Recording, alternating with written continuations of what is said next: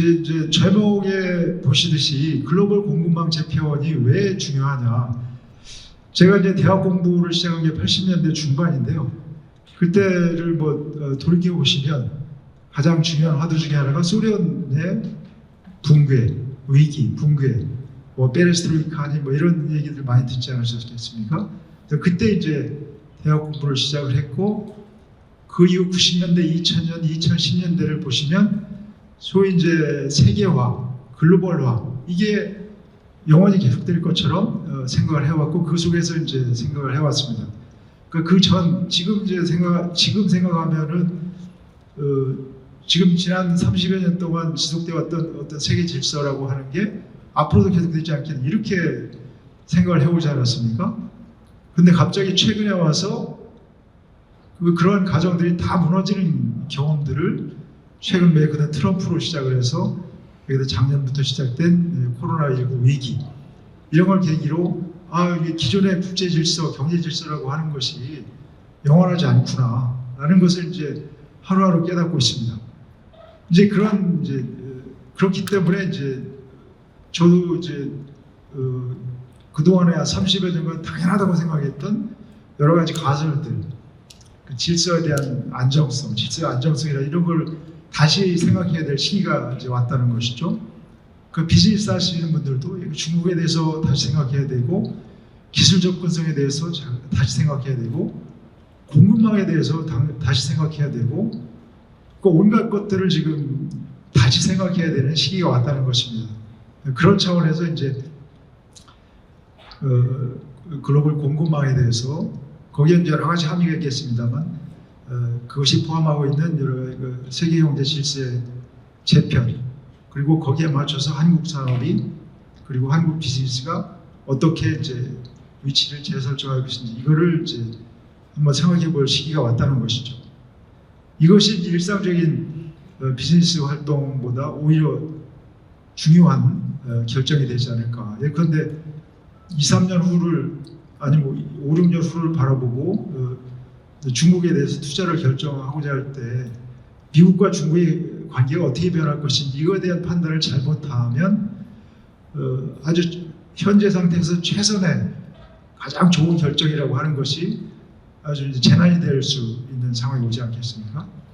물론 그것을 다 예상할 수는 없겠습니다만, 그 위기를 위험을 줄이는 방식, 위험을 줄이기 위한 노력들, 이런 걸 필요로 한 시기가 왔다는 것이죠.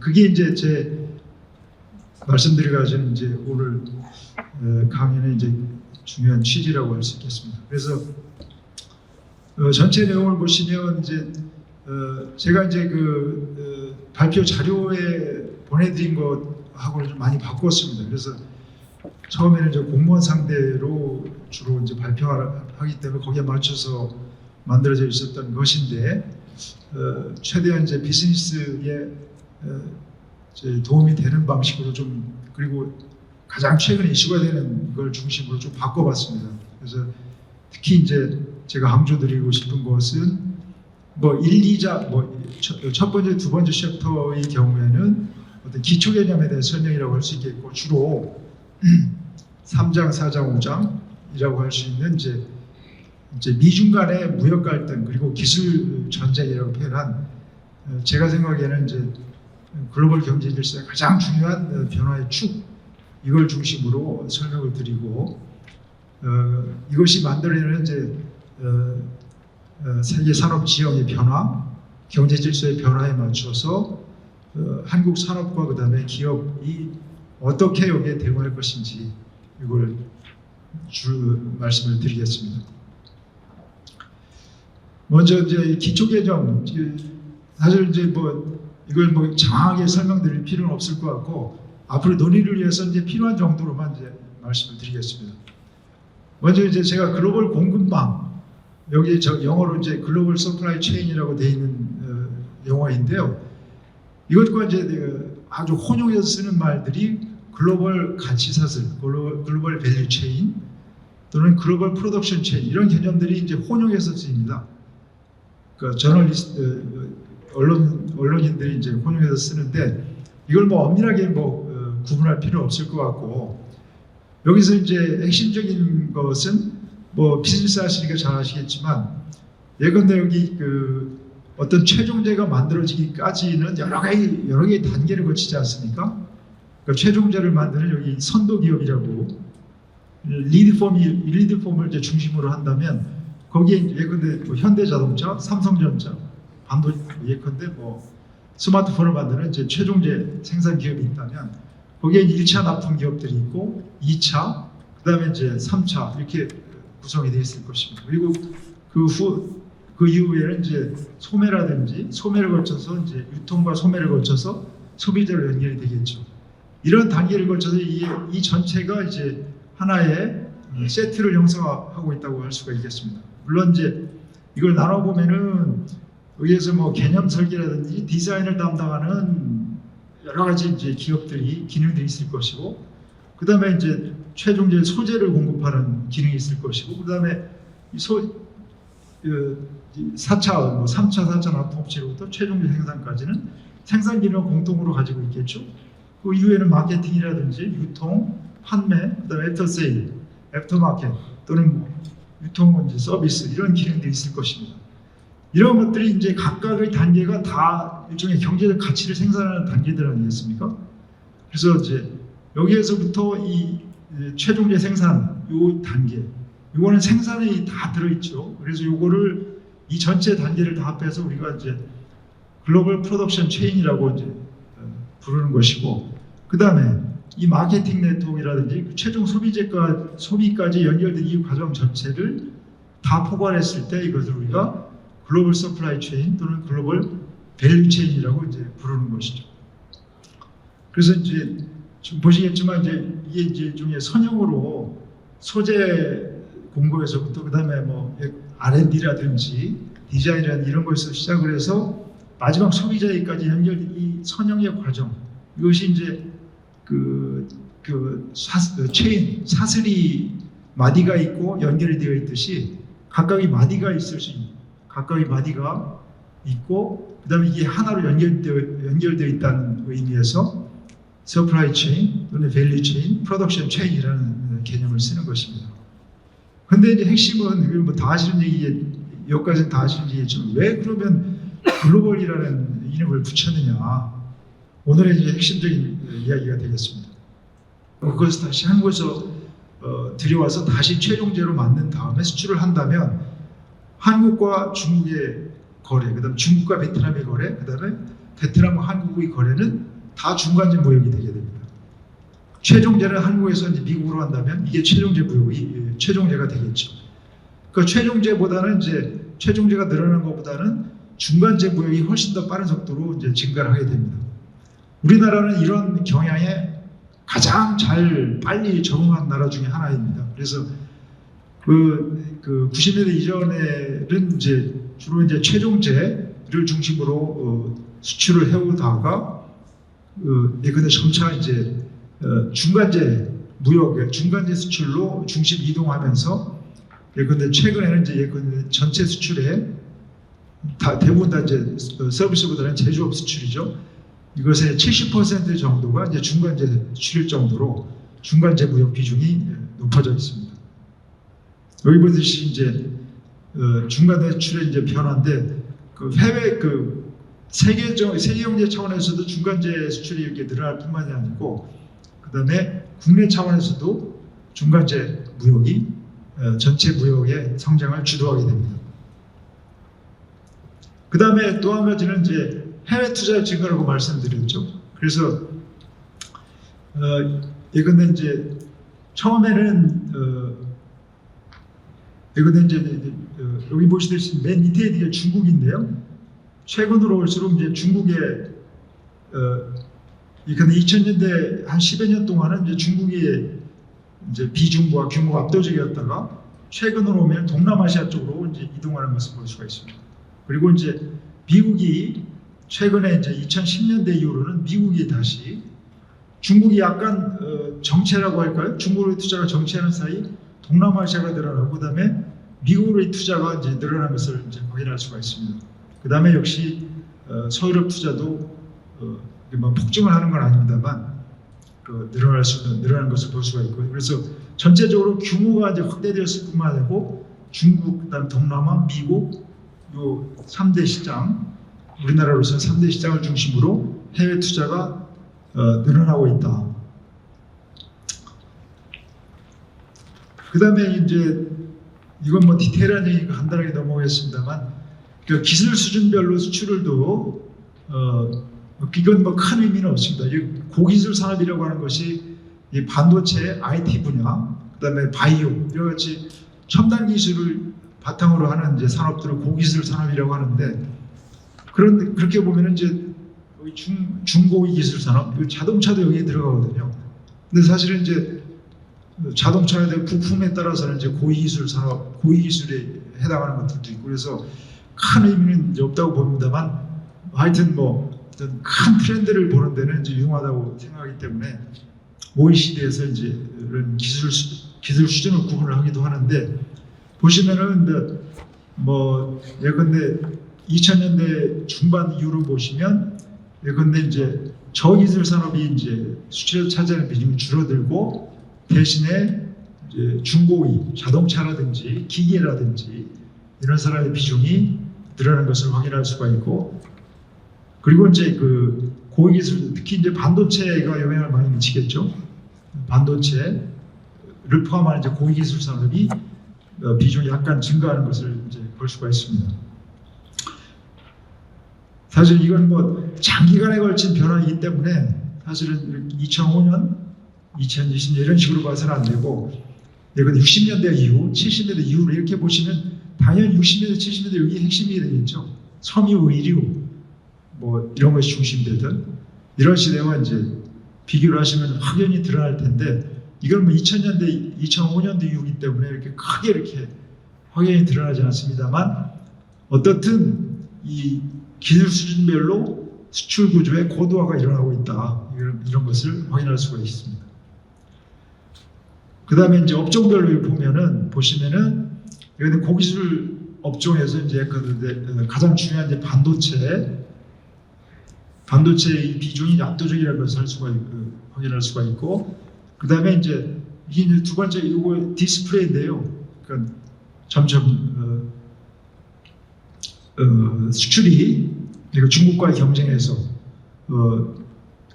국내 생산의 경쟁력이 떨어진다는 의미이기도 하고 그래서 우리나라의 그 기업들이 생산 기지를 해외로 이전한 효과이기도 하고 그래서 디스플레이의 비중은 줄어들고 있는 것을 알 수가 있겠습니다.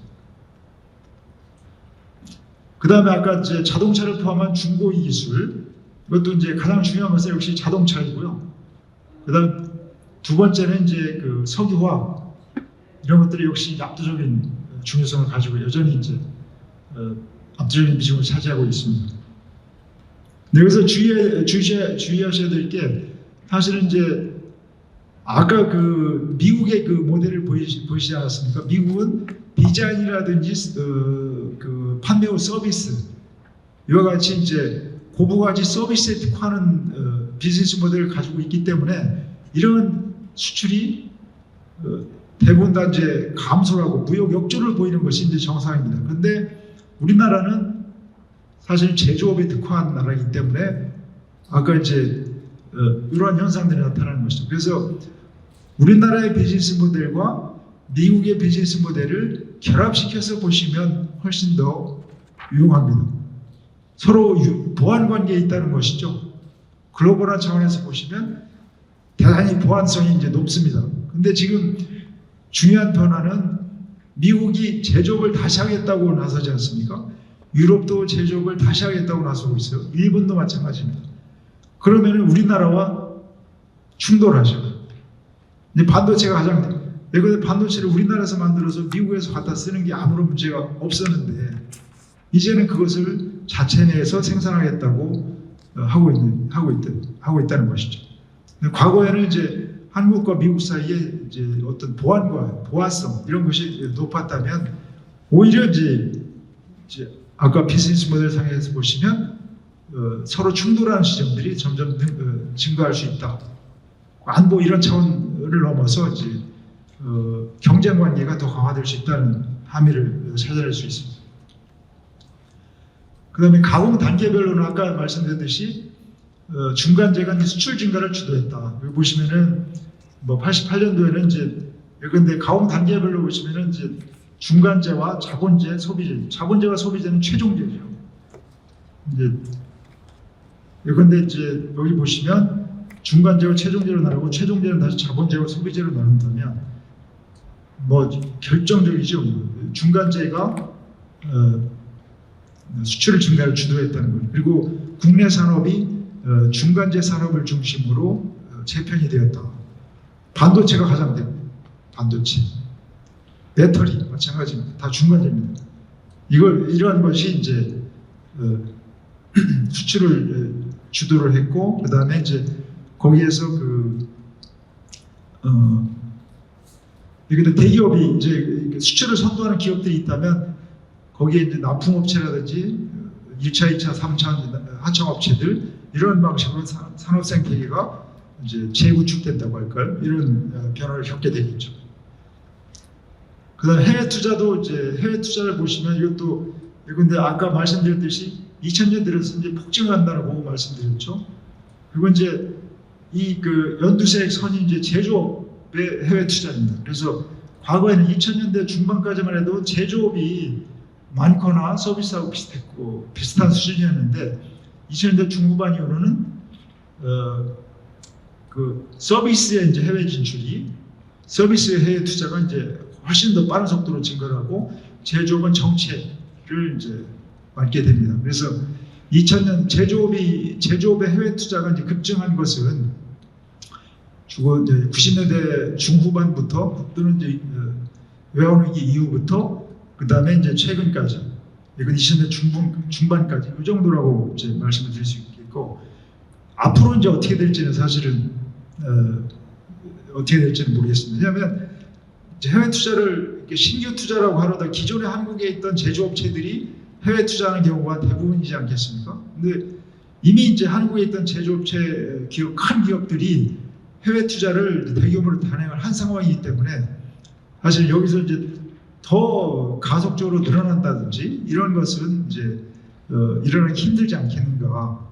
물론 이제 줄어든다는 의미는 아니고요. 대신에 이제 서비스 부분이 지금까지는 이제 상대적으로 내수 산업이었다면 이게 해외로 나가는 방식 이게 더 이제 늘어나지 않겠는가라고 예상해 볼 수 있겠습니다. 수준별로 볼 수가 있는데 이건 뭐 수출과 마찬가지로 이제 중고위 산업, 자동차를 비롯한 자동차가 가장 이제 해외 투자의 규모로 보시면 이제 가장 큰 부분이기 때문에 중고위 기술 산업군이 가장 많이 규모가 크고 증가율도 빠르고요. 그 다음에 이제 고위 기술 산업군 뭐 등락이 아주 이제 굉장히 심합니다. 그래서 아마 이제 이건 반도체라든지 이게 뭐 얼마를 투자를 하느냐에 따라서 영향을 많이 받기 때문에 나타나는 현상이고요. 그 다음에 이것을 변화를 기업 수준에서 보면 어떤 품목 단위에서 보면 아까 이제 그 변화 중에 하나가 해외 생산 및 판매 비중이 이제 증가했다라고 말씀드렸죠. 그래서 완성차에 같은 경우에는 약 50%, 스마트폰 같은 경우는 한국 기업이지만 해외에서 생산해서 해외에서 판매 또는 해외에서 제3국으로 수출한다든지 이런 방식이기 때문에 완성차의 경우는 50% 해외 생산, 그 다음에 스마트폰은 90%, LCD TV 같은 경우는 이제 최근에는 거의 99%라고 해야 될까요? 거의 한국에는 이제 생산을 거의 접는 수준으로 변화가 되게 됩니다. 그래서 그 변화를 보시면 여기 이제 휴대폰이 이제 이렇게 변화된 대표적인 산업 중에 하나인데요. 수출의 이제 규모가 이렇게 어느 정도까지는 이제 증가를 하지만 해외 생산으로 대체된 것이죠. 여기부터는 해외 생산이 늘어나면서 이거는 국내 생산에서 해외 수출하는 부분은 정체 내지 감소하게 된다는 것입니다. 대신에 해외 생산 비중이 근데 여기 거의 90% 가까이로 늘어나게 됩니다. 그러니까 글로벌 시장에 대한 접근 방식이 다른 것이죠. 여기는 수출 중심으로, 여기는 해외 시장 중심으로. 그러면은 여기에 국내 산업 생태계는 당연히 영향을 받을 수밖에 없습니다. 해외 생산으로 나가면 거기에 납품하는 업체들은 같이 따라 나가거나 아니면 독자적인 생존을 모색하거나 이런 이제 아니면은 이제 시장에서 퇴출되거나 업종을 전환하거나 이제 여러 가지 방식으로 적응하는 어떤 생태계 변화가 불가피하다는 것입니다. 자동차도 이제 비슷합니다. 그래서 예컨대 이게 요 부분이 그 자동차 산업 전체 수출이고, 그다음에 이게 이제 자동차 부품의 수출 양입니다. 그리고 이것은 축을 오른쪽으로 보시면 이제 자동차 부품의 수출 비중, 자동차 산업 전체 수출에서 부품이 차지하는 비중입니다. 그래서 25% 이런 식으로 늘어나는 것이고요. 전자도 마찬가지입니다. 전자도 이게 전자의 전체 수출이고, 그 다음에 이게 이제 부품 수출이 되겠죠. 그 다음에 이건 부품 수출 차지하는 비중, 이건 뭐 85%, 지금은 이제 더 훨씬 높아져서 90%까지 이런 이제 변화들을 겪게 됩니다. 그래서 그 변화를 이제 그 세 단계로 이제 나눠서 이 변화를 어떻게 요약할 수 있느냐. 첫 번째 그 세 단계로 나눠서 볼 수 있다고 생각을 합니다. 그래서 완제품을 국내 생산해서 수출하는 단계, 과거의 방식. 그 다음에 두 번째는 완제품 해외 생산의 증가, 그러니까 조립 가공 단계가 해외로 이전하는 단계. 그러면 그 단계에서는 부품의 국내 생산이 증가를 하겠죠. 가장 먼저 부품이 나가는 것이 아니고 이제 조립과 가공 단계 이런 것이 나가는 경향이 강하기 때문에 이 단계에서는 이건 내수가 정체하고 수출이 확대. 근데 이때 수출 확대는 주로 이제 그 완제품 기업을 중심으로 해외 투자 확대되기 때문에 주로 이제 그 해외 생산이 증가하고 최종제의 경우에 대신에 중간재의 그 국내 생산과 수출이 증가하는 방식으로 나타납니다. 그래서 이제 최근까지 보이는 현상 중에 중간재 수출 비중이 이제 90년대 이후에 폭증했다고 말씀드렸잖아요. 이제 이 단계를 거쳐왔다라고 할 수 있겠습니다. 근데 이게 더 진행이 되면 어떻게 되느냐? 중간재도 나가버렸죠. 그러니까 그 해당 산업, 새로운 산업을 만들어내지 않는 한 기존의 산업에서는 이제 최종재, 중간재, 그 다음에 이제 처음에는 이제 그 범용 중간재라고 할까요? 저임금을 필요로 하는 범용 중간재에서 그다음에 핵심 중간재로 점점점 중간재도 해외로 나가게 됩니다. 그러면 결국에 내수 정책, 해외 생산 판매의 확대, 그 다음에 최종재뿐만 아니라 부품도 해외 생산이 증가를 하게 됩니다. 그럼 결국은 어떻게 되겠습니까? 결국에는 이제 예컨대 뭐 스마트폰이 한국에서 생산이 안 된다. 그런데 한국에서 시장이 없는 게 아니기 때문에 최종재를 해외에서 수입하는 방식으로, 그러니까 이제 그렇게 이제 미국이 그렇게 돼 있고 일본도 상당 부분 그렇게 변화되고 있고 이제 이런 상황이 벌어지죠. 그래서 이제 수출 구조가 이렇게 완제품 수출 정책, 그 다음에 부품 수출 비중 증가 방식, 그 다음에 더 나아가서는 완제품 수출 감소 또는 역수입이 발생하게 되고, 예컨대 섬유 의류 이런 것들은 일부분 이제 그렇게 변했고, 그 다음에 무역 수지 적자로 이제 변화될 수도 있고, 업종 내지 품목별로는 지금 적자로 전환될 부분도 많고요. 그 다음에 국내 기업 간 관계는 예컨대 이제 완제품 기업 해외 투자가 증가하면서 이제 일부 핵심 부품 기업이 이제 동반 해외 진출 하게 되는데, 기타 납품 기업은 시장 확대에 이제 제약을 겪게 되고 이제 성장 정체에 빠질 우려가 있다. 근데 2단계가 오면, 세 번째 단계가 오면 부품 기업들의 이제 해외 투자가 더 증가를 하고 국내 산업 생태계가 일관성을 잃는 그런 이제 사태가 벌어질 수도 있습니다. 그래서 지금 이제 구조적 압력이 상승할 수 있다. 네, 지금까지 이 이야기는 기존 산업 일종의 라이프 사이클이라고 할까요? 이 관점에서 이제 말씀드린 것이고, 그렇기 때문에 기존 산업이 아니고 새로운 산업으로의 업그레이드, 새로운 산업으로의 그 다각화, 이런 것을 통해서 돌파하지 않으면 이제 이런 리스크를 안을 수도 있다는 것입니다. 근데 만약에 이제 기존에 이제 그 내연기관, 내연차에서 자율차라든지 전기차로의 변화, 이런 것들은 동일하게 자동차 산업이긴 하지만 근데 그건 일종의 패러다임 변화 또는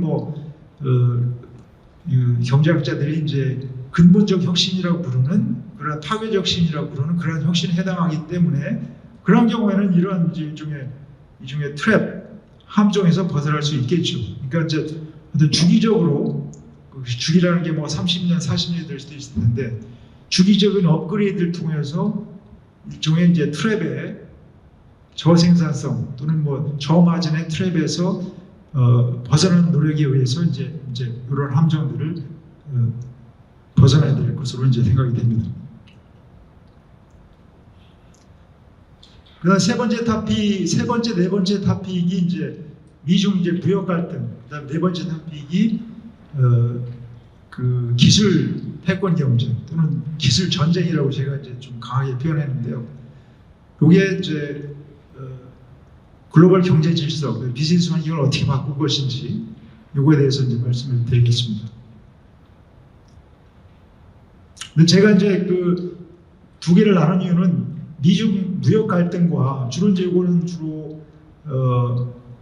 트럼프 정부 들어서서 주로 이제 관세를 인상하는 방식으로 나타난 형태인데, 이것과 그 다음에 최근에 많이 나오는 반도체 분쟁이라든지 화웨이에 대한 제재라든지 이런 것을 제가 이제 기술 전쟁이라고 표현을 하고 구분을 한 이유는 이 두 가지 갈등이 성격이 전혀 다르기 때문입니다.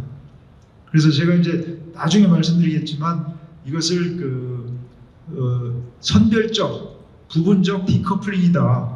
커플링, 그러니까 미중 간에 이렇게 협력 관계가 유지되는 커플링의 시대에서 서로 이제 갈등하고 전쟁은 아니겠지만 서로 이제 전략적 경쟁이라고 표현되는 그런 갈등 관계로 전환을 이제 그게 핵심이라면 이거를 부분적, 선별적 디커플링이라고 이제 표현을 했는데 그 이유가 바로 그것입니다.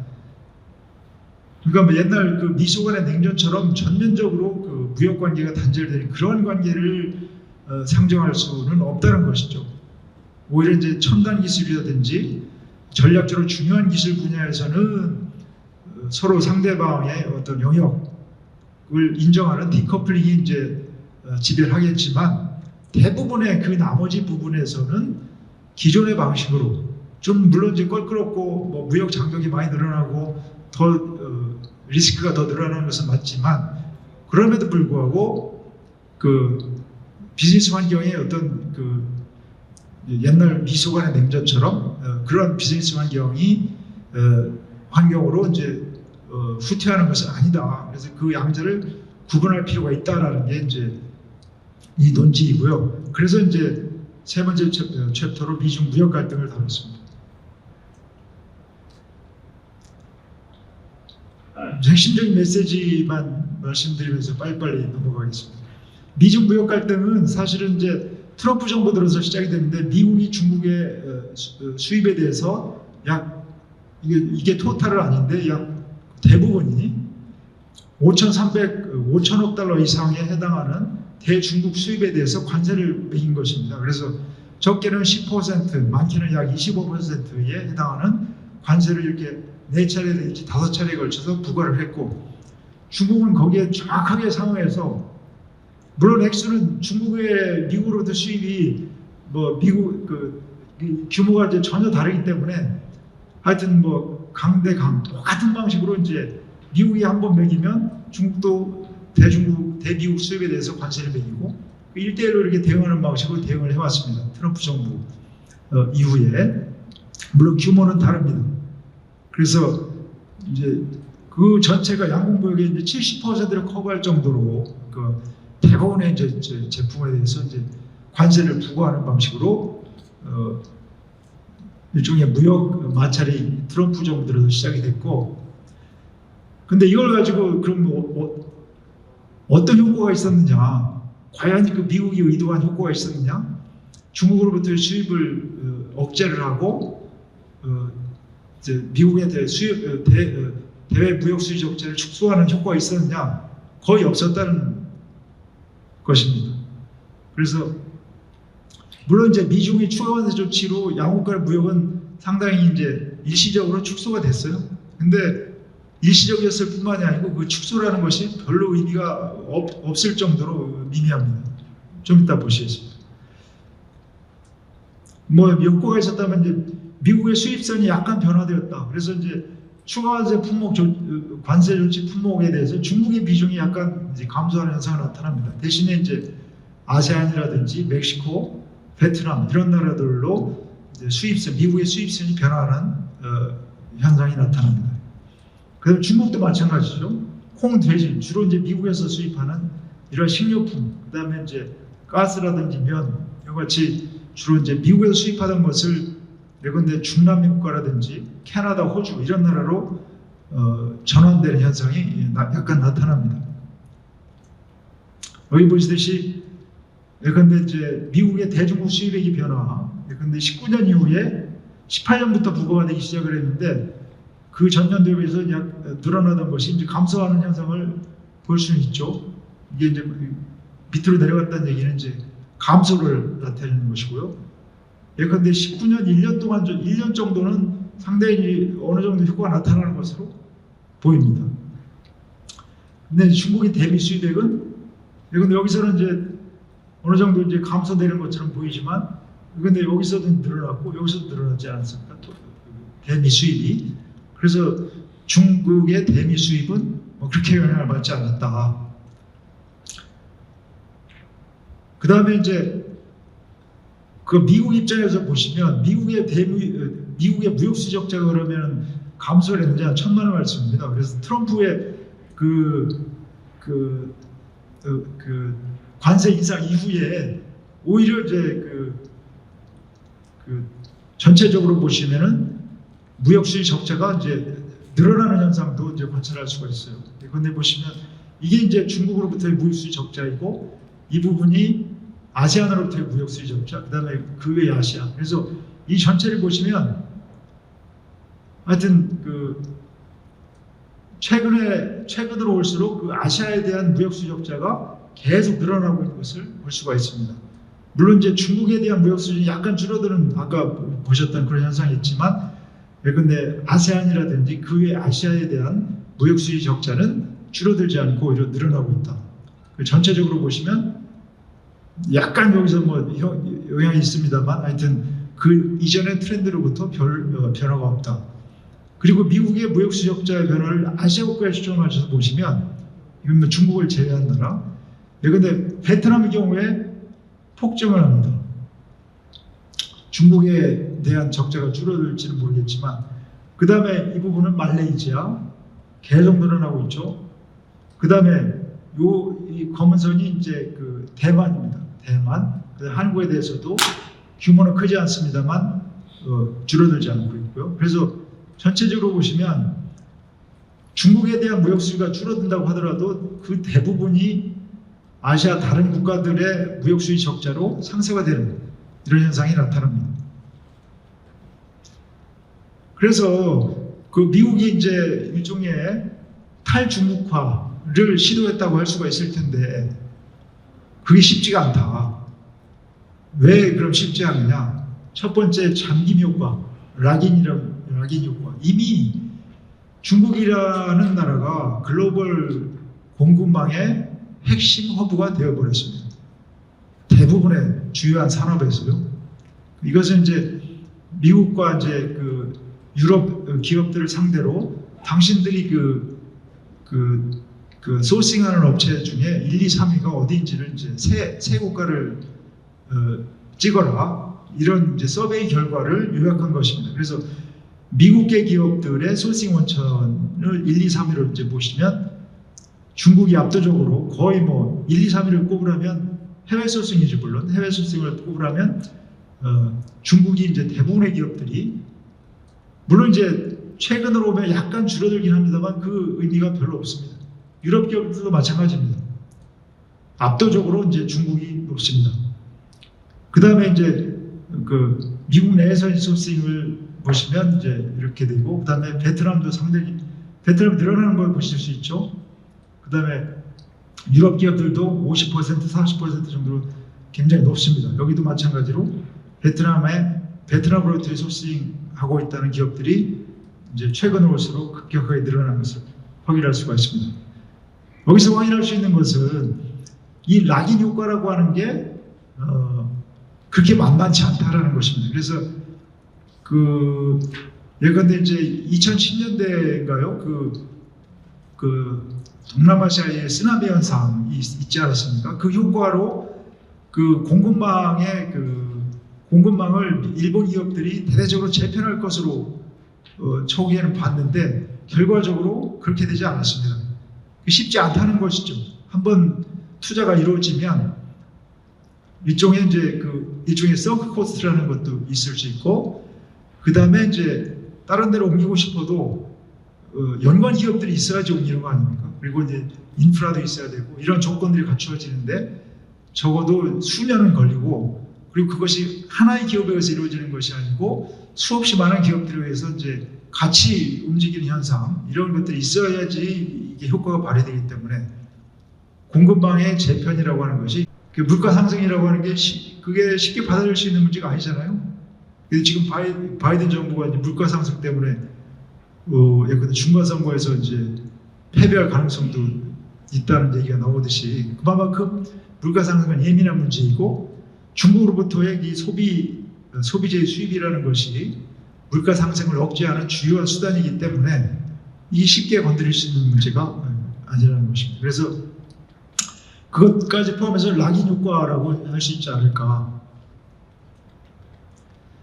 그 다음에 또 한 가지 탈중국이라는 게 한계가 있다는 게 부가가치의 우회 수출입니다. 이 얘기는 뭐냐면, 예컨대 베트남으로부터 수출이 늘어났다고 말씀을 드렸잖아요. 대만으로부터 수출도 늘어나고 있습니다. 중국으로부터 수출이 줄어드는 대신에. 근데 그 안을 들여다보면 베트남에서 최종재가 미국으로 가지만 대신에 베트남은 그 최종재를 생산하기 위해서 중간재를 중국에서 수입한다는 것이죠. 대만도 마찬가지입니다.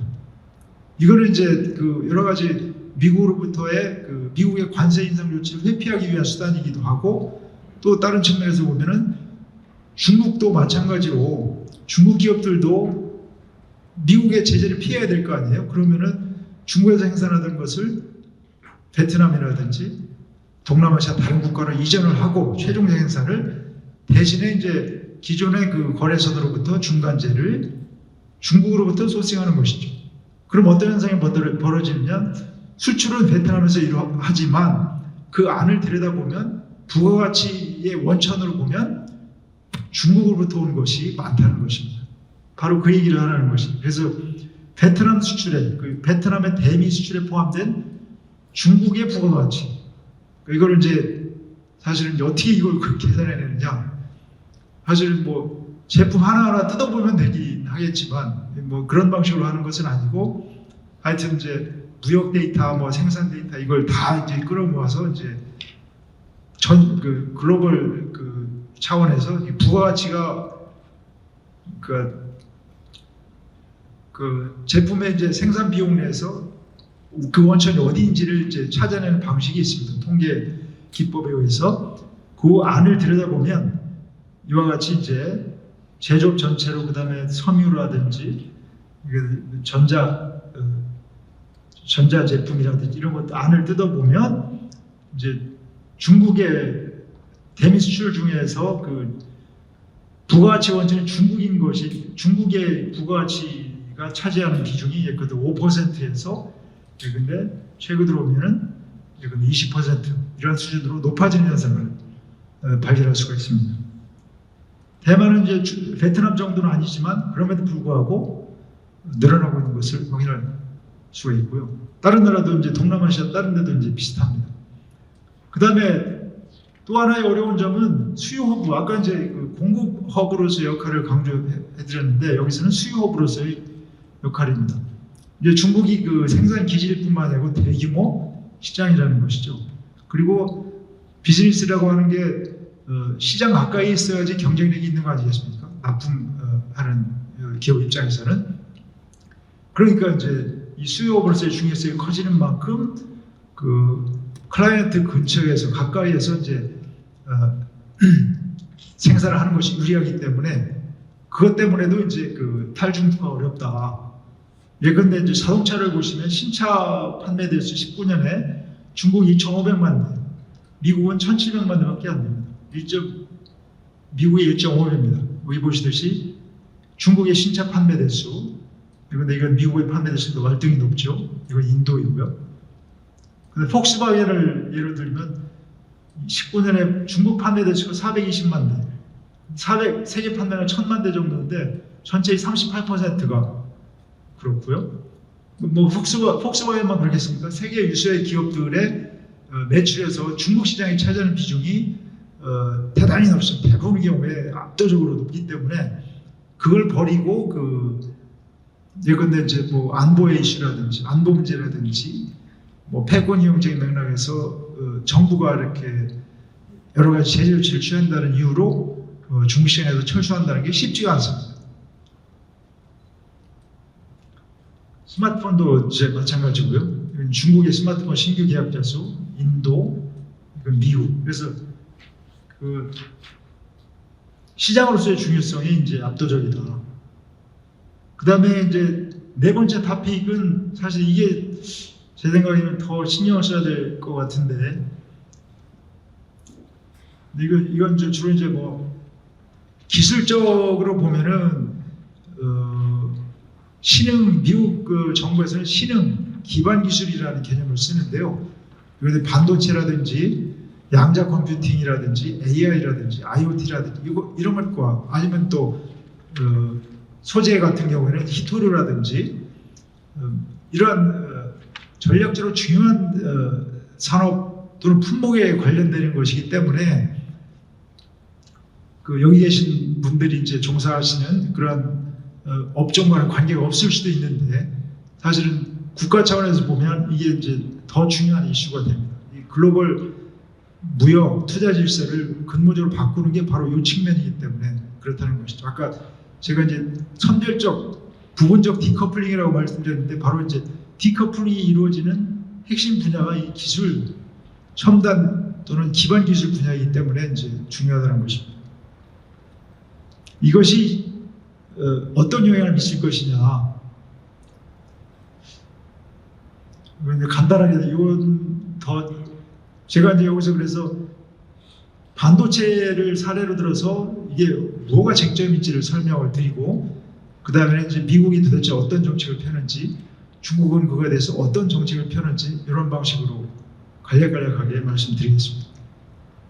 이거는 반도체 이건 이 공급망 구조라고 하는 게 이제 기술 산업별로 워낙 다르기 때문에 이런 식으로 이제 품목 단위로 볼 수밖에 없어요. 자동차가 다르고 뭐 배터리가 다르고 그래서 그걸 다 설명드릴 수는 없고 하여튼 접근 방식을 이제 말씀드리는 거죠. 그래서 우선 시장을 말씀드리면 예컨대 총 반도체 시장은 4천억 달러 정도.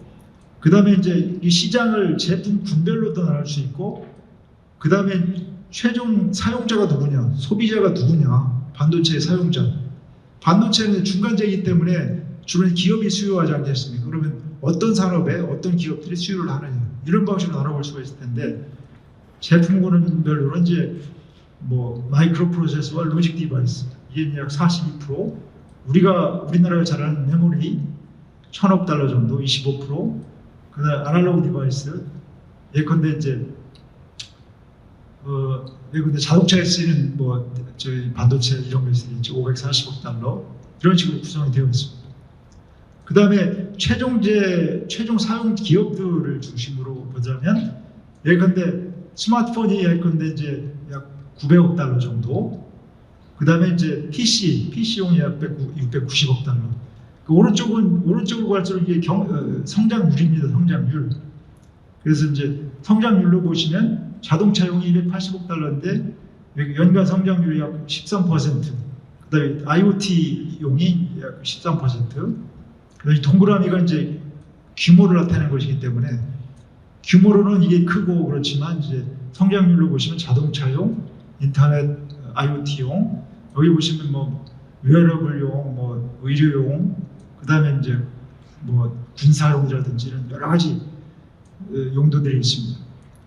이와 같이 이제 그 시장이 있고요. 그다음에 아까 그 글로벌 공급망 또는 가치사슬 말씀드리면서 그 비즈니스 모델을 약간 설명을 드렸는데, 예컨대 설계, 생산, 조립 검사 이런 순서로 이제 밸류 체인, 가치사슬이 구성이 되어 있다면, 여기에 이제 이 전체를 다 하는 종합 반도체 회사 비즈니스 모델이 있을 수 있고, 삼성이라든지 인텔 이런 회사들이 여기에 해당이 되겠죠.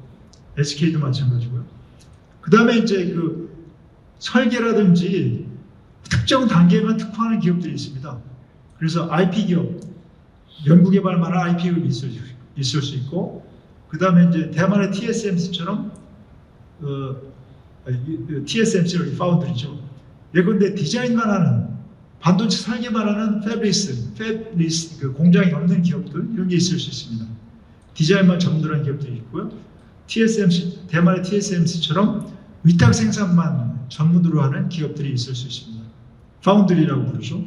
그 다음에 이제 소위 이제 그 인력이 많이 들어가는, 저임금 노동력을 많이 필요로 하는 조립 검사, 이거에 또 특화하는 기업들이 있을 수 있습니다. 그 다음에 예컨대 이제 그 디자인 기계를 이제 그 설계라든지 이런 데 들어가는 기계를 주로 장비를 제공하는 기업들이 있을 수 있고, 그 다음에 이제 파운드리라든지 조립 검사에 필요한 장비를 제공하는 기업들이 있고, 그 다음에 소재 기업들, 그 다음에 연구개발과 관련된 여러 가지 그 연구 기능들, 이런 것이 이제 하나의 반도체의 전체 가치사슬, 또는 어찌 보면은 뭐 다른 식으로 하면 생태계에 해당한다고 할 수 있겠죠.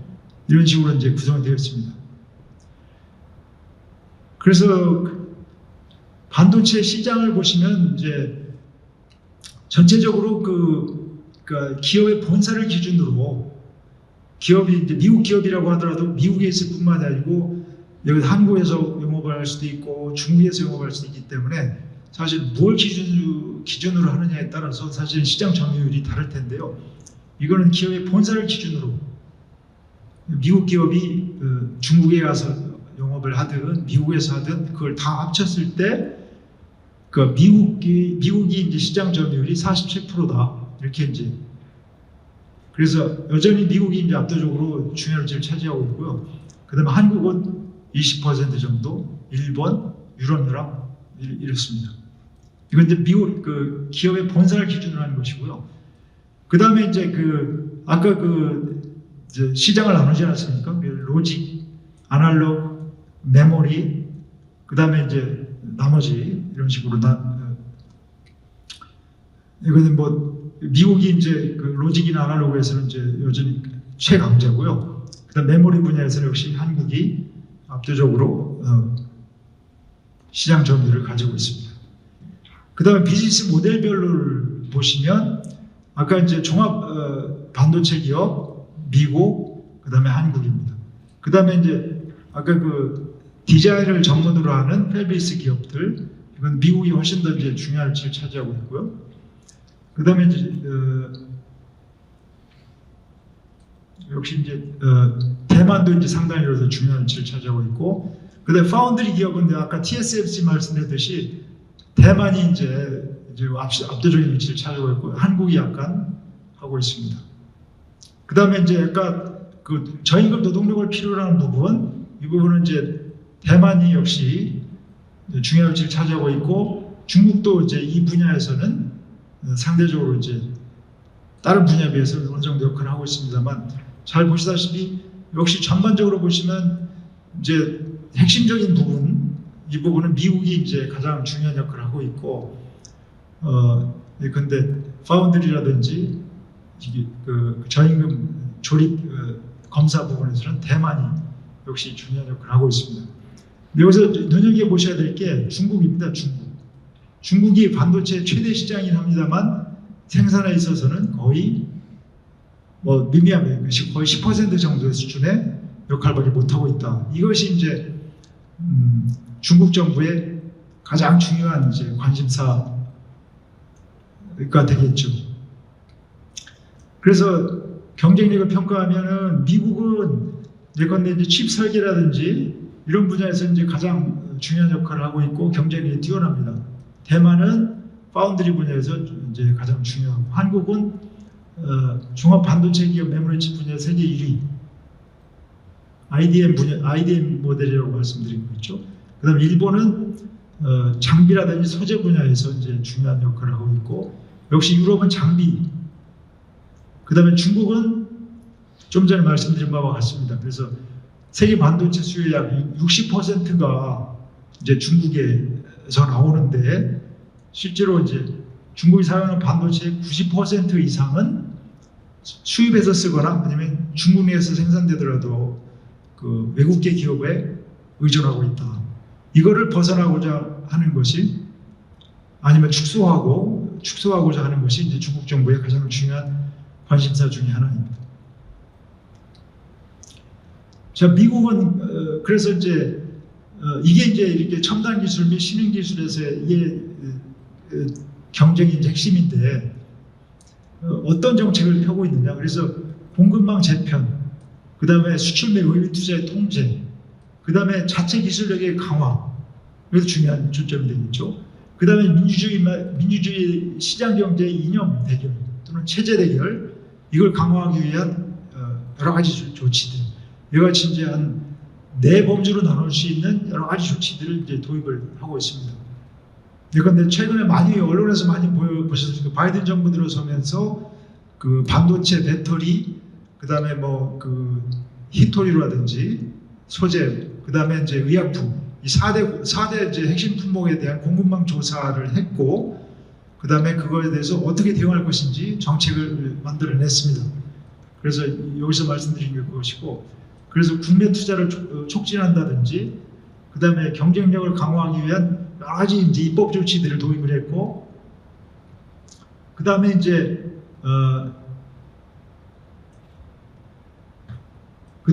최근에 지금 금년도 6월달에 미국 혁신경쟁법안이라는 걸 이제 상원을 통과시켰고 지금 하원에서 검토 중인 것으로 알고 있는데 여기에서 반도체 산업 지원에 대한 예산을 약 520억 달러를 배정하는 등 예컨대 연구개발, 그다음에 생산 지원을 위해서 이제 대대적인 투자를 하고 있고요. 그래서 그 결과로 이제 TSMC, 삼성전자 이제 대표적인 외국계 기업, 그다음에 인텔, 마이크론이라는 이제 미국계 기업들이 미국 내에 생산을 위한 생산 시설을 위한 투자를 대대적으로 하고 있다는 것이죠. 중요한 것은 그래요. 반도체 산업에 투자하는 것은 미국이 계속 해왔다고 할 수 있는데 여기서는 생산입니다. 제조 시설입니다. 제조를 외국에 아까 아웃소싱 해왔던 게 기존의 방식이라고 말씀드렸잖아요. 여기서는 하여튼 그게 파운드리든 뭐든 하여튼 그 생산 시설에 투자를 하고 있다라는 것이 이제 핵심이 되겠습니다.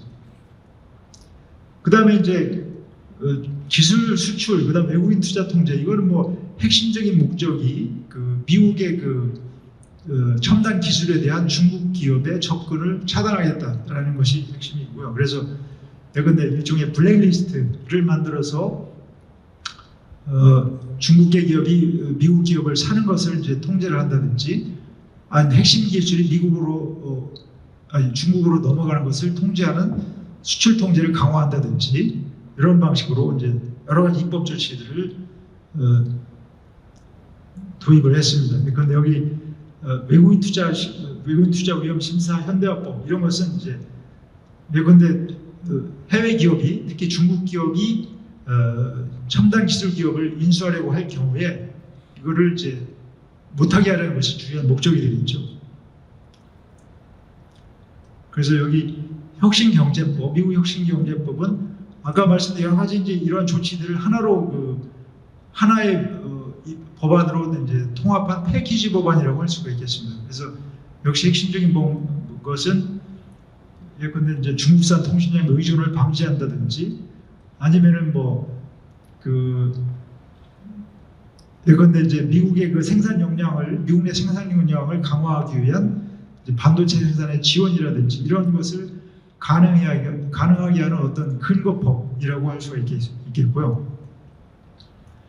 그 다음에 이제 소위 동맹 강화 전략입니다. 그래서 지금 금년도에 만들어진 미국 EU 무역기술 이사회라는 게 있습니다. 여기서는 제가 이제 보기에는 근본적인 목적은 대중국 견제인데, 거기에는 여기 기술 표준, 그 다음에 이제 기후 및 청정 기술, 그 다음에 이제 IT 기술, 그 다음에 데이터라든지, 그 다음에 기술 플랫폼, 이러한 소위 디지털 기술과 관련된 또는 디지털 경제와 관련된 어떤 국제 룰을 만드는 게 핵심이라고 생각이 됩니다. 그래서 이제 중국을 배제한 소위 소위 이제 가치를 공유하는 국가들, 민주주의와 시장 경제라는 가치를 공유하는 국가들끼리 독자적인 일종의 이제 무역 블록, 기술 블록을 만들겠다라는 게 이제 어떤 숨겨진 의도라고, 이면에 있는 의도라고 생각이 되고요. 그 다음에 그 와중에 이제 민주주의를 위한 정상회의를 개최함으로써 이제 며칠 있다가 이제 영국에서 열리게 돼 있죠. 이것도 이제 그 맥락이 될 테고, 그래서 그런 이제 국가들끼리 일종의 암묵적인, 명시적으로는 그렇게 선언하지 않습니다만 암묵적인 동맹을 강화하는 것, 이런 것이 다 일종의 안보의 측면에서 강화되고 있다. 그 다음에 중국의 경우에는 어떻게 대응하고 있느냐? 가장 중요한 것은 이제 일종의 이제 이중전환 또는 쌍순환 전략이라고 생각이 되는 가장 최근의 이제 전략이기도 하고요. 그거는 이제 핵심이 이제 국내적으로는 내수를 확대하고 외국에 대한 의존도를 줄이겠다. 동시에 이제 1대1로 정책 등을 통해서 중국 주변 국가들로 해외 시장을 확장하겠다. 그래서 이제 내수 시장을 강화함과 동시에 해외 시장도 과거와는 다른 방식으로, 그러니까 미국을 대체하는 다른 방식으로 해외 시장 확대로 계속하겠다. 그래서 말이 그래서 이제 쌍순환입니다. 내부 순환은 예컨대 이제 기존의 잘 나가는 도시들, 상당히 이제 규모가 큰 19개 도시구를 지정을 해서 내수를 이제 확대하는 정책, 이걸 펴과 동시에 중국을 중심으로 일종의 지역 시장이라고 되게 할 수 있겠죠. 주로 이제 신남방 지역을 중심으로 한 지역 시장을 확대하는 정책을 동시에 이제 펴겠다. 근데 저는 이제 이 내부 순환에서 주의 깊게 봐야 될 게, 사실 이제 여기에서 이제 포함되어 있는 정책 중에 소재, 부품, 장비를 상대적으로 지금까지 엄청나게 해외 수입에 의존하고 있었거든요. 특히 이제 우리나라가 중간재 수출에 특화했다고 말씀드리지 않았습니까? 그 수출이 상당 부분 중국으로 갑니다. 근데 중국의 전략은 소재, 부품, 장비를 국산화하겠다. 이게 이제 내부 순환, 쌍순환 중 내부 순환의 가장 중요한 정책 중에 하나입니다. 미국발 대중국 제재에 대응하는 측면이기도 하죠. 중국으로서는 공급망 또는 기술을 해외에 의존하고 있다는 게 일종의 위험 요인 아니겠습니까? 근데 우리나라 입장에서 보면은, 그러면 여기에 대해서 어떻게 대응할 것인지, 이게 이제 중요한, 당장은 아닐지는 모르지만 점차적으로 우리가 주력 수출 제품으로 하는 소위 중간재를 중국은 내부화, 국산화하려는 것이 이 쌍순환의 내부 순환의 쌍순환 전략 내부 순환 정책의 이제 관건이라는 것이죠. 그렇기 때문에 우리가 이제 거기 어떻게 대응할 것인지를 고민을 해야 될 필요가 있다. 그다음에 아까 이제 외부 순환 중에 핵심적인 방향은 역시 이제 신남방 지역으로의 확장입니다. 그래서 유의미한 변화들이 일어나고 있는데, 중국 아세안 투자, 무역, 물류 증가가 특히 이제 최근에 코로나19 이후에 아주 급격하게 늘어나고 있어요. 그래서 이게 이제 코로나에 따른 일시적인 현상인지, 그 다음에 이제 얼마나 영향을 미칠지를 이제 주의 깊게 볼 필요가 있다는 것입니다. 그 그 다음에 이제 또 한 가지 측면은 디지털 중국발 중국 그 디지털 산업의 글로벌화입니다. 그래서 이제 예컨대 인프라 정비 사업, 예컨대 여기는 뭐 광 케이블이라든지 해저 케이블 등 통신 네트워크 구축을 중국산으로 하겠다는 것이죠. 그래서 사실 이제 여기 국가와 민간 기업이 다 동원이 되고 있습니다. 성과도 상당히 있고요. 그 다음에 이제 디지털 서비스 분야, 예컨대 전자상거래 업체라든지 전자결제시장, 주 동남아시아에 대대적으로 진출하고 있고요. 그 다음에 스마트 시티, 이 앞에서 나온 것을 이제 패키지로 엮는 사업이 바로 스마트 시티 건설 사업입니다. 이것도 이제 이 부분은 역시 이제 중국 정부와 그다음 민간 기업이 이제 협력으로 이제 비즈니스를 전개하고 있다. 여기 보시면은 그 앞으로 이제 이 격돌하는 시점이 이 아세안 시점이 될 텐데 중국 플랫폼 기업이 사실 이미 동남아시아의 상당 부분의 그 디지털 서비스 기업들을 대부분 인수를 하고 있다. 상당히 많은 부분 지분 투자 형식으로 인수를 하고 있기 때문에 이 부분이 이제 중국의 일종의 그 확장된 중국 시장이 되는 게 아니냐, 이걸 눈여겨봐야 될 필요가 있습니다. 이 부분은 하여튼 몇 분만 더 주십시오. 이 마무리를 지어야 될 것 같은데요. 자, 그러면은 사실은 이제 지금까지 살펴보셨듯이 그 과거와는 지금 제가 드리고자 하는 메시지는 지난 30여 년과는 전혀 다른 글로벌 경제 환경으로 우리가 들어가기 시작을 했고, 그 중에 핵심은 미중 간의 일종의 그 경제 패권 갈등, 그리고 그 중에 핵심은 첨단 또는 기반 기술이라고 부를 수 있는 신흥 기술들, 이런 걸 중심으로 한 디커플링이다. 그리고 그것이 그 몇몇 기술로 한정되는 것이 아니고, 그것이 거기 이제 신흥 기반 기술로부터 시작이 되지만 그것이 국제 무역 질서를 점점 그 범위를 확대해가고, 그 다음에 이제 일종의 블록을 형성하고, 그렇게 되면은 자연스럽게 일종의 이제 중국을 중심으로 한 경제권과 또는 공급망과, 그 다음에 이제 미국이 주도하는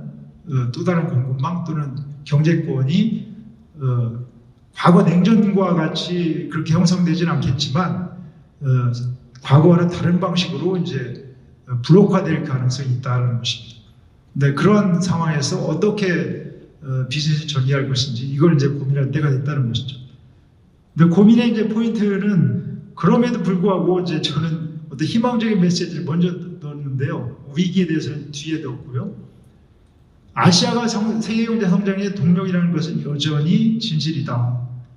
앞으로 그게 뭐 수십 년 후에는 모르겠지만 적어도 2020년대 10년을 본다면 이걸 핵심에 놓고 봐야 된다. 그 의미는 여러 가지가 있습니다만, 예컨대 이제 2050년에 지금 트렌드로 성장한다. 2050년에 아시아가 글로벌 GDP의 약 52%, 거의 이제 300년 전하고 비슷해지죠. 요 변화에 올라타야 된다는 것입니다.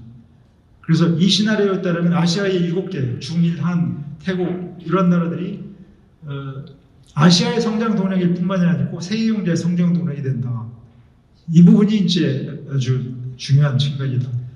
그리고 이제 어떤 방식으로 접근할 것이냐, 지역으로 보시면 신남방, 인도태평양 지역, 그 다음에 섹터로 보시면 서비스 분야, 제조업도 물론 중요하겠습니다만 서비스의 무역이라든지 기회가 더 많이 들어갈 것이다. 방식으로는 디지털. 아까 이제 중국의 그 디지털 그 플랫폼 기업의 이제 아시안 진출을 말씀을 드렸죠. 여기에 이제 초점을 맞출 필요가 있겠다. 그다음에 그렇다면 한국에서는 어떻게 대응할 것이냐. 우리나라의 장점을 기존에 가지고 있었던 장점을 살릴 필요가 있겠다는 생각입니다. 그래서 한국을 이제 첨단 제조 플랫폼 국가로 만들자. 그래서 지금까지는 이제 중간재 생산에서 수출에 초점을 맞췄다면 이것을 첨단 제조업으로 이행을 시키고, 이거를 어디와 연결시키느냐? 동남아시아, 인도, 소위 신남방 지역이 아까 이제 중국으로부터 이 신남방 지역으로 어떤 이제 뭐 글로벌 공급망 이동할 가능성에 대해서 약간 말씀드리지 않았습니까? 그 얘기는 뭐냐면 과거에 90년대, 2000년대 중국이 산업화하듯이 동남아 지역이 전체를 보면 그 산업화의 고속 산업화의 단계로 들어간다는 것이죠. 중국에 이어서 우리는 이제 포지셔닝을 어떻게 해야 되느냐? 이것도 중국은 이제 아까 말씀드렸듯이 소재 부품 장비를 중심으로 국내 산업을 고도화하려고 하고 있고, 그 다음에 산업화의 프론티어는 동남아시아로 이동을 하고 있다는 것입니다. 그래서 우리는 사실은 요 지역의 산업화와 연계된 포지셔닝을 할 필요가 있겠다는 것입니다. 과거에 중국의 90년대, 2000년대 중국에 대해서 했듯이, 물론 제가 그 방식은 많이 다르겠지만 어떻든 이 산업화의 그 프론티어가 동남아시아로 이동하는 것과 한국의 산업의 이제 고도화를 연계시키는 전략이 필요하다. 그래서 이제 그러기 위해서는 이제 이건 물론 정부에 대한 얘기긴 합니다만 예컨대 이제 지금 정부에서 얘기하듯이 이제 이제 거대한 이제 과거와는 다른 방식으로 이제 인천 지역에 이제 바이오 산업 클러스터를 만들듯이 거기에 연구소, 대학, 생산시설, 서비스 기업들이 집적된 일종의 거대한 클러스터 형식으로 그걸 만드는 방식으로 일종의 세계적인 수준의 이제 경쟁력 갖춘 클러스터를 만들어서 이걸 가지고 이제 아시아 시장에 거대한 이제 아시아 시장을 연계시키는 이런 방식이 필요할 것이고, 거기에 맞춰서 이제 정부 정책과 기업도 이제 기업은 이제 사실 거기에 맞춰서 비즈니스 모델을 짜야 되겠죠. 그래서 이러한 것을 이미 이제 진행이 되고 있다는 것입니다. 그래서 중국 같은 경우에도 이제 해외 투자 기업들이 서남 쪽으로 이동을 하고 있고, 이제 더 연장을 하자면 동남아시아로 이동한다는 것을 확인할 수 있습니다. 거기에 맞춰야 된다. 중국에 대해서는 과거 이제 생산 기지로 이용했다면 아까 말씀드렸듯이 중국 제조 2025의 영향을 가장 크게, 이게 이제 제조업 고도화 전략이거든요. 가장 크게 받는 나라가 한국입니다. 경쟁에 가장 크게 노출되어 있다는 것이죠. 이게 왼쪽 밑으로 갈수록 노출 정도가 낮은 건데 한국이 주요 국가들 중에 가장 심하게 노출되어 있다는 것입니다. 이거에 대해서 이제 긴장을 해야 된다. 특히 이제 소재 부품 장비 이 부분을 중국과 이제 맞닥뜨렸을 때 어떻게 할 것인지. 근데 다행인지 불행인지 모르겠습니다만 미국이 중국을 제재하는 이 국면은 사실은 이것과 관련이 되어 있고 이거를 제재하기 위한 것이기도 하고, 그래서 한국한테는 약 10년의 시간이 미국과 중국의 어떤 전략적 경쟁이라고 하는 것이 약 10년 정도의 시간을 더 벌어준 것이다. 이렇게 이제 얘기를 하시는 분들이 많습니다. 어차피 중국이 이제 추격을 하는 것은 불가피할 텐데 그거를 늦추는 효과가 있다. 그리고 그게 이제 일종의 10년의 효과가 있다. 10년을 늦추는 효과가 있다. 그 다음에 이제 또 한 가지는 이제 블록화입니다. 블록화. 그래서 거대 시장별로 북미면 북미, 서유럽이면 서유럽, 그 다음에 아시아도 이제 하나의 거대한 시장으로서 형성이 될 텐데 그 지역별로 상대적으로 과거와는 달리 이제 블록화 경향이 강해질 텐데 거기에 맞게 비즈니스 전략을 짜야 된다. 그래서 최근에 이제 대기업들 보면 북미의 이제 일종의 총괄 본부를 만드는 방식으로 비즈니스 전략을 다시 짠다든지, 서유럽에 대해서는 총괄 본부를 만들어서 관련 비즈니스를, 관련 사업체들을, 관련 산업들을 다 이제 그 내부에서 총괄을 한다든지 이런 방식으로 이제 접근하지 않습니까? 그런 방식이 필요할 것이다. 그거를 제가 이제 지역화라고 표현한 것이고요. 그 다음에 이건 디지털 전환에 대해서 어떻게 이제 대응할 것인지.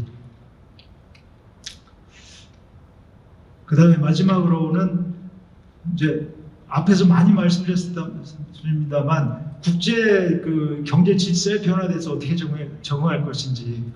저는 이제 부분적 디커플링이라고 말씀을 드렸어요. 그래서 전통 산업에 대해서는 미중 간에 그렇게 뭐 으르렁 거리는 것은 그렇게 뭐 심각한 우려할 수준이 아닐 수도 있다. 당분간은. 반면에 이제 첨단 산업의 경우에는 공급망에 분리가 일어날 것이다.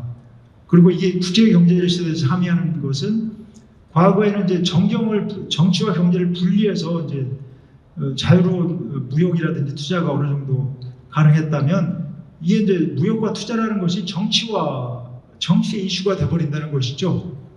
그걸 우리가 이제